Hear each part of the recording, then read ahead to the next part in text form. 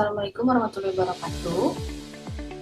Perkenalkan, saya Natasha, perwakilan kelompok untuk tugas perpajakan, dan pada kali ini kelompok kami akan mengambil judul implementasi pajak penghasilan 21 atau PPh 21 dalam praktik perpajakan perusahaan di Indonesia. Berikut ini adalah anggota kelompok kami, terdiri dari 11 orang. Jadi perpajakan merupakan salah satu aspek penting dalam sistem perekonomian suatu negara termasuk Indonesia. Pajak merupakan iuran wajib yang dibayar oleh rakyat dengan dasar hukum yang jelas dan dikelola oleh pemerintah untuk menjalankan roda pemerintahan dan melakukan pembangunan dengan tujuan untuk menyejahterakan rakyat. PPh pasal 21 adalah pemotongan pajak atas penghasilan yang diterima oleh wajib pajak orang pribadi dalam negeri yang berasal dari pekerjaan, jasa, atau kegiatan lainnya. Berikut adalah karakteristik PPh 21 ya. PPh 21 termasuk dalam kategori pajak langsung, artinya beban pajak ini ditanggung langsung oleh wajib pajak dan tidak dapat dialihkan ke pihak lain.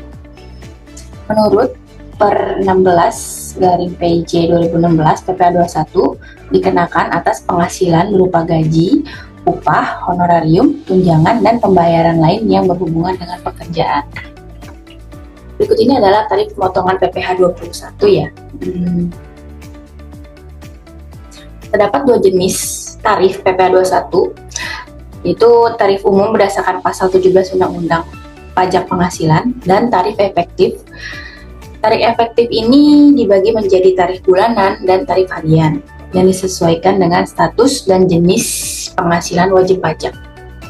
Seperti yang terlihat di slide, untuk tarif umum, berikut tabel 2.1 tarif umum PPh pasal 17 slide 1, yaitu ada lapisan penghasil kena pajak dan tarifnya.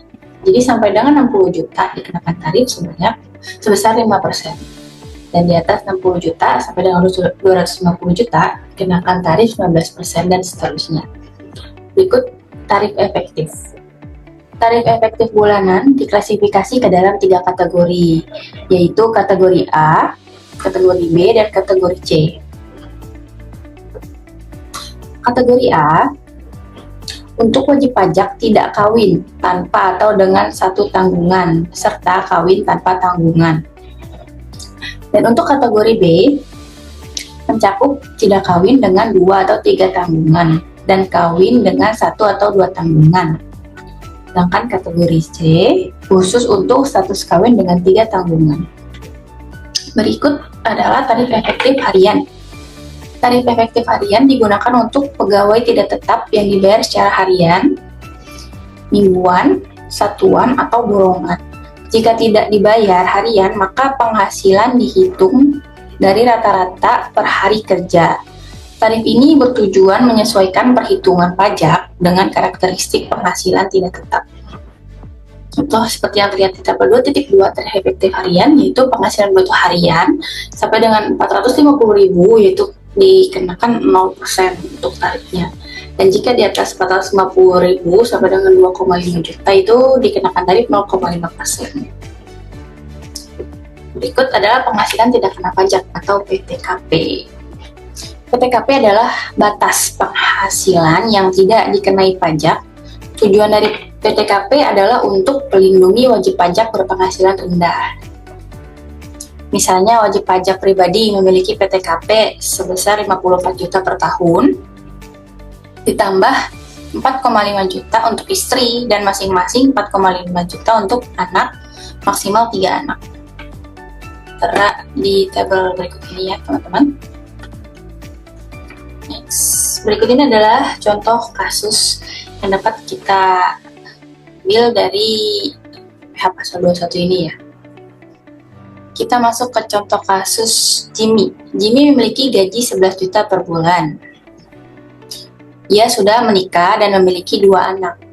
Status K/2. Beberapa iuran dan potongan berlaku seperti premi, JKK, iuran THT dari perusahaan, serta iuran pensiun dan premi kesehatan yang dibayar sendiri. Berikut ini adalah cara menjawab dari pertanyaan di atas. Yang ditanya itu adalah hitungan PPh 21 dengan upah 17, PPh 21 tahunan, dan yang kedua dengan PPh 21 bulanan. Berikut ini adalah cara menjawabnya. Penghasilan bruto per bulan Jimmy adalah sekitar 11.092.400 setelah dikurangi biaya jabatan dan iuran. Penghasilan neto bulanan adalah 10.287.400.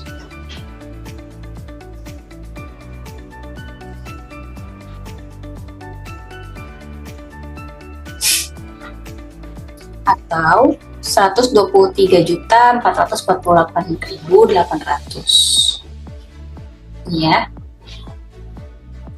Dan yang kedua, PTKP Jimmy adalah sebagai berikut. Dihitung PTKP 1 tahun, K/2 yaitu wajib pajak pribadi sebesar 54 juta, istri 4,5 juta, 2 anak sama dengan 9 juta. Total PTKP yaitu sama dengan 67,5 juta. 67,500.000. 67,5. Maka penghasilan kena pajaknya adalah 55.948.800 rupiah. Ya, maka dari PKP tersebut kita hitung berdasarkan pasal 17 itu dengan 15% dikali 55.948.800 sama dengan 2.797.400 atau per tahun dibagi 12 bulan, yaitu sama dengan 233.120 per bulan. Berdasarkan kategori B, K/2 Januari sampai dengan November, yaitu 2% dikali 11 juta sama dengan 220.000. Desember selisih sama dengan 377.400. Dari studi kasus ini dapat kita simpulkan bahwa pemahaman atas regulasi PPh 21 itu sangat penting bagi perusahaan.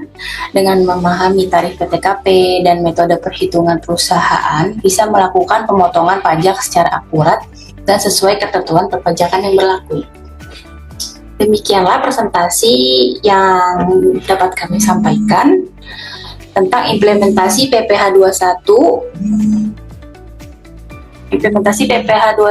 perusahaan di Indonesia, pajakan perusahaan di Indonesia. Semoga penjelasan ini bermanfaat dan memberikan pemahaman yang lebih baik tentang kewajiban pajak karyawan dan peran perusahaan sebagai pemotong pajak. Terima kasih atas perhatiannya. Sampai jumpa.